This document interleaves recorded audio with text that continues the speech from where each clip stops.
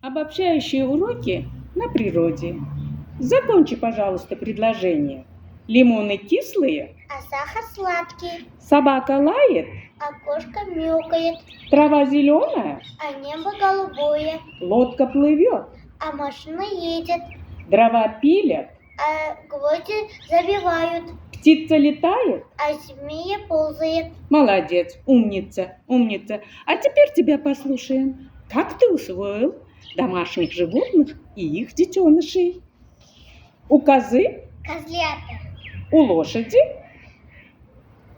деревята, у курицы, сиглята, у утки, утята, у кошки, котята, у собаки, свинята, у овцы, ягнята, у гусыни, кусята, у коровы.